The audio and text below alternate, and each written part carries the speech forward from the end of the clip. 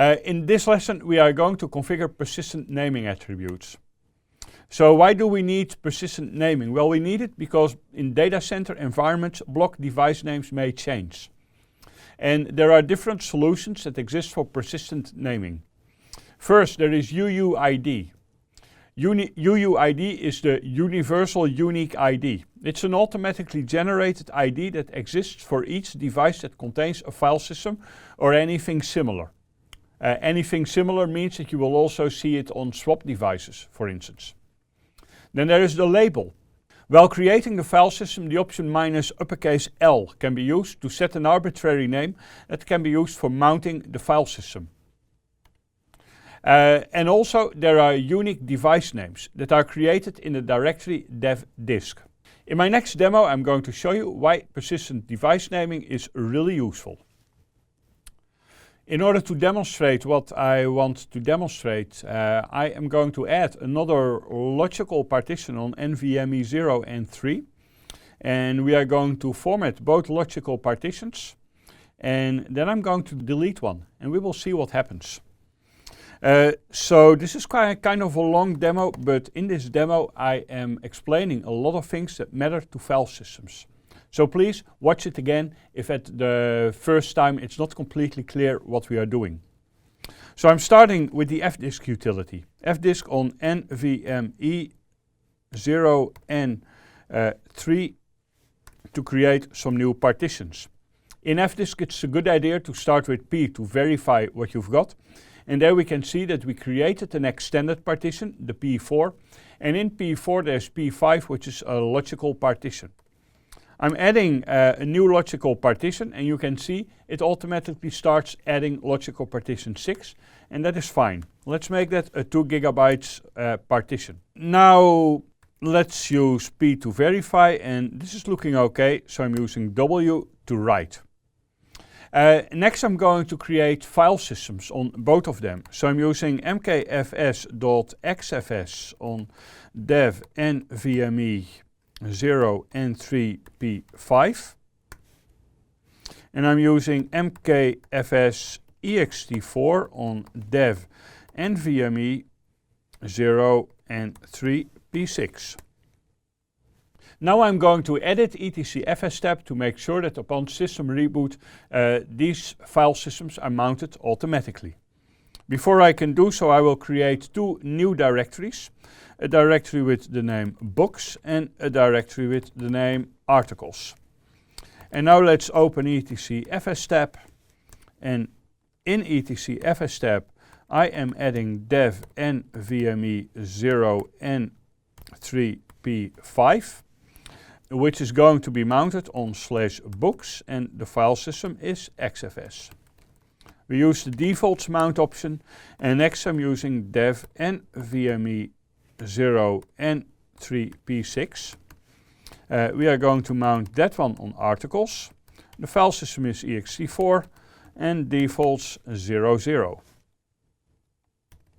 To verify that it all works, I'm typing mount-a and the mount command, and in the last two lines we can see that the directories are successfully mounted. So far, so good. Now I'm going to change something, and I'm going back into fdisk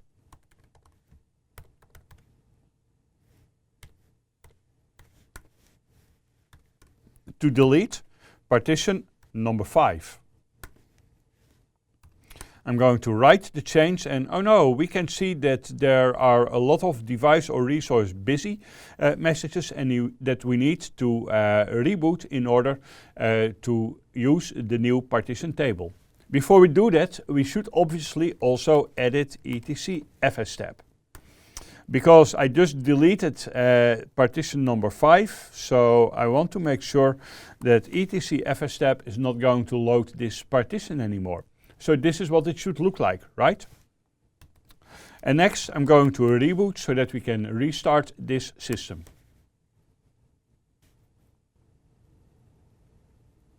We are now at the grub boot prompt, and because I know what is coming, I'm going to use E to edit the grub boot prompt. The grub boot prompt is normally used to specify how the system should be started, and I want to make two modifications. at the end of the line that reads Linux. It's wrapped along 3 different lines. We can see RHGB and quiet, and I want those to get out because they will hide everything that is happening while this system is booting. And next I'm using Ctrl X so that we can observe what will be happening. So now we can see on the last line of the output that something is not going all right. If you see the red stars while your system is booting, and you see something like a start job is running for dev NVMe 0 N3P6 dot device 27 seconds out of 1 minute and 30 seconds, well, basically it means that it cannot access the NVMe 0 N3P6 device. And you know why? Well, I can already tell you. That is because in logical partitioning, the partition numbers are generated at the moment that the partition table is read. First logical partition is always partition 5. Second logical partition is always partition 6. What did we just do? We removed partition number 5. And the result is that the partition that previously was known as partition number 6 has now become partition number 5. And that's exactly what I meant, that in data center environments, sometimes device names may change. And because these device names may change, we need to use something persistent. And that is exactly how we are going to fix this problem. But for now, we need to wait until the system is continuing. Because something went wrong in the boot procedure, we are starting up in emergency mode. And in emergency mode, we need to enter the root password.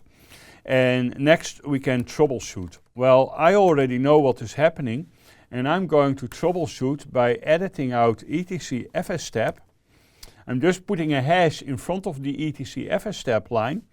And I'm typing Ctrl D to continue. This will bring me to a normal operational mode where I can fix the problem.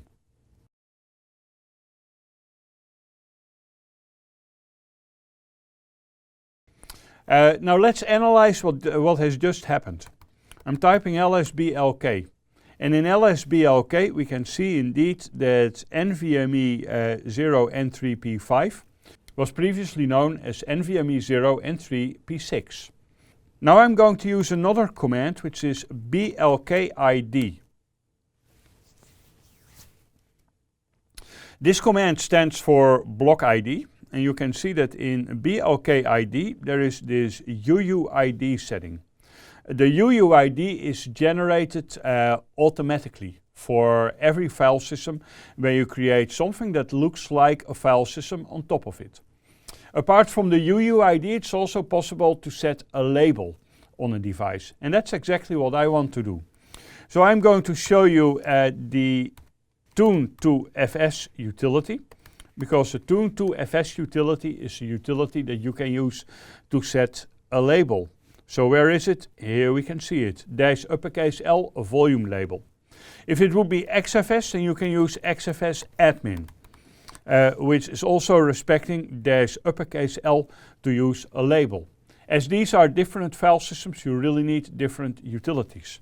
Now I am going to use tune2fs-L. And what was the name again? The name was articles on/dev NVMe 0 N3P5.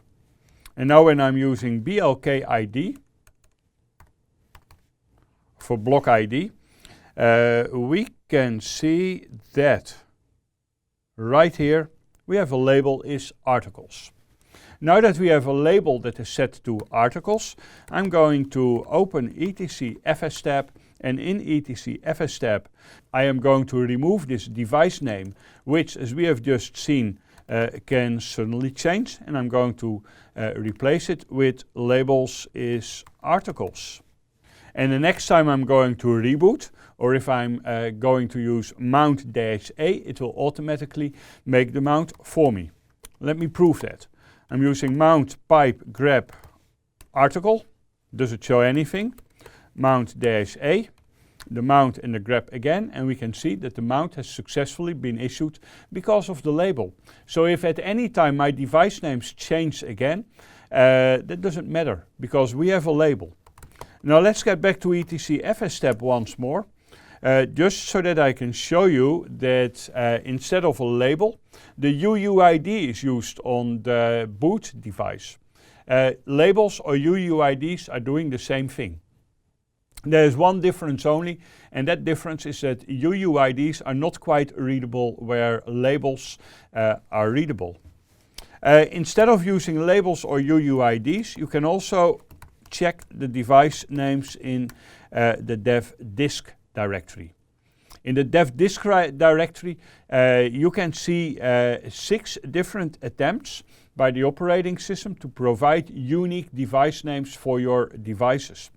Look at the ls on by path, for example.